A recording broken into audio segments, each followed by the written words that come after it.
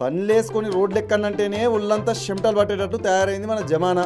ఎవడు ఎటుకెళ్ళొస్తాడో తెలియదు, ఎవడు ఎటుకెళ్ళొచ్చి టక్కర పెడతాడో సుతా అస్సలు తెలియదు.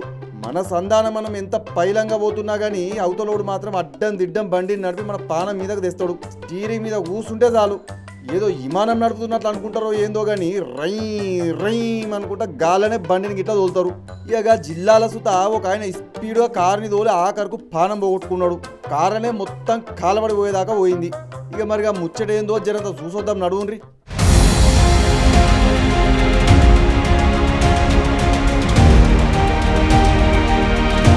అనంతపురం జిల్లా గుత్తి మండలం ఎంగిలిబండ కాడ జరిగింది ముచ్చట. ముగ్గురు వ్యక్తులు టయోటో ఇటియోస్ కార్ల 67వ జాతీయ రోడ్డు మీద పోతుండ్రు. ఎంత స్పీడ్ మీద ఉన్నాం ఏంది అనేది పట్టించుకోకుండా కాలి కిందున్న ఎక్సిలేటర్లు దొక్కుతూనే ఉన్నాడు గా డ్రైవింగ్ సీట్లో కూర్చున్న ఆయన.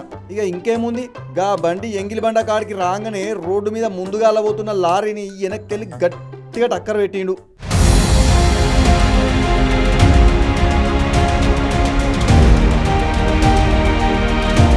గా లారీని గుద్దున గుద్దుడుకు దెబ్బకు కారుకు మంటలు అంటుకున్నాయి.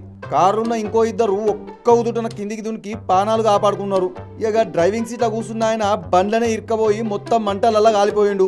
ఇక ఈ ముచ్చటగిట్లా తెలియగానే మన పోలీసాలు ధబా ధబా అక్కడికి ఉరికి వివరాలు మొత్తం దొరకబట్టుకున్నారు. కార్ల మొత్తం ముగ్గురు వచ్చిండ్రని వాళ్ళంతా తెలంగాణలోని నారాయణపేట జిల్లా పోలని తెలుసుకున్నారు. అయితే మంటల తగలబడ్డ కారు దగ్గర 2 డీజిల్ క్యాన్లు గిట్ట పడున్నట్లు మన పోలీస్ అన్నలు కనిపెట్టిండ్రు. ముందుగాల మామూలు రోడ్డు యాక్సిడెంట్ అనుకుని ఇంకొన్ని వివరాలు తెలుసుకున్న సార్లకు దెబ్బకు మతిపోయినంత పనైంది. గా కార్లో వచ్చిన ముగ్గురు మామూలు కాదు, డీజిల్ దొంగలు. గా జాతీయ రోడ్డెంట నిలిపే బండ్లకెళ్ళి డీజిల్ కొట్టేసి డబ్బులు కమాయిస్తున్నారు. ఇక గట్లనే మళ్ళో రౌండ్ డీజిల్ దొంగతనం చేసి కార్ల తిరిగిపోయే టైంలా ఈ యాక్సిడెంట్ గిట్ల అయిందని మన పోలీస్ సార్ల విచారణలో అస్సలు ముచ్చట బయటపడ్డది. ఇక కేసు కాగితం రాసుకున్న మన గుత్తి పోలీస్ సార్లు నల్లి లెక్క వారిపోయిన ఇద్దరు దొంగల కోసం జల్లెడైతే పడుతుండ్రు.